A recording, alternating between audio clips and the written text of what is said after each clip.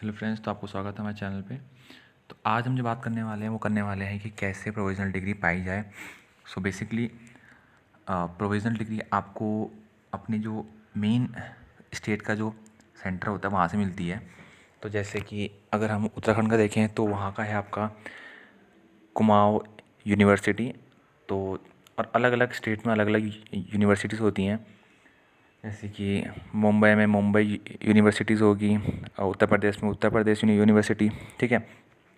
So basically आपको वहाँ जाके अपनी जो प्रोविज़नल डिग्री है वो लेनी पड़ती है। तो उसके स्टेप्स क्या हैं वो हम देख एक बार चेकआउट कर लेते हैं।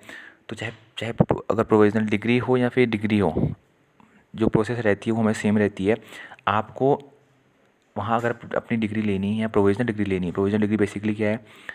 तो प्रोविज़नल डिग्री है आप जो डिग्री के बदले लेते हो, क्योंकि जो डिग्री होती है वो 6 महीने लगाती है आने में। ठीक है। तो बेसिकली उसके एक्सचेंज में जो चीज़ आप लेते हो, जो आप दिखा सकते हो कहीं भी अपने जॉब अप्लाई करते समय या फिर एडमिशन लेते समय, तो उसको हम सिंपली प्रोविज़नल डिग्री कहते हैं। ठीक है। हाँ, क्योंकि वो सिर्फ वैलिड रहती है जब तक कि आपको असली डिग्री ना मिल जाए। तो फॉर एग्ज़ाम्पल के लिए जैसे कि डिग्री आप अप्लाई कर सकते हो 6 महीने बाद। ठीक है। तो 6 महीने तक ये वैलिड रहेगा। उसके बाद आपने जब अप्लाई कर दिया और आपके हाथ में डिग्री आ गई, मतलब एक बार आपने अप्लाई कर दिया तो उसके बाद ये प्रोविज़नल डिग्री किसी काम की नहीं है। ठीक है। और ये जो मैं आपको प्रोसेस बताने वाला हूँ वो दोनों केस में काम आएगा, एक तो प्रोविज़नल डिग्री में और जो सिंपल डिग्री है, लिजिट डिग्री है उसमें भी। ठीक है।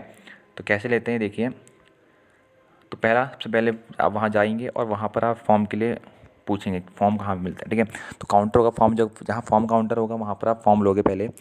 और बेसिकली इसमें जो इन्फॉर्मेशन फिल करनी पड़ती है, मैं आपको अगले वीडियो में ये भी दिखा दूँगा कि फॉर्म आता कैसा है। तो बेसिकली उसमें जब मोटा मोटा इन्फॉर्मेशन जो फिल करनी होती है वो नेम हो गया, आपका जो कॉलेज का रोल नंबर है, आपका जो एग्ज़ामिनेशन नंबर है। ठीक है। वो फिल करना पड़ता है। और आप कौन से डिवीज़न से पास हुए वो बेसिकली वो होता है उसमें। और आपके परमानेंट एड्रेस हो गया, फ़ोन नंबर हो गया, ताकि आप जब आपको भेजा जाए तो वहाँ पर भेजा जाए उस एड्रेस में। ठीक है। तो यही चीज़ होती है बेसिकली। और इजीली आप उसको फॉर्म को फिल कर सकते हो। ठीक है। अब आता है हमारा फ़ीस पेमेंट पे। तो वहाँ पर आप जो दूसरे काउंटर्स में जाओगे वहाँ पर फ़ीस पेमेंट का होगा, आप एक स्लिप कटाओगे। ये सब में कॉमन है। ठीक है। फ़ीस पेमेंट करनी होगी आपको। सो बेसिकली जो उत्तराखंड में है जो कुमाऊँ यूनिवर्सिटी है, ठीक है, उसमें जो प्रोविज़नल डिग्री है उसके लिए 100 रुपये है। ठीक है। और डिग्री के लिए 200 रुपये है। ठीक है। तो वहाँ आप जाओगे और सिंपली फ़ीस पेमेंट करोगे और वो आपके जो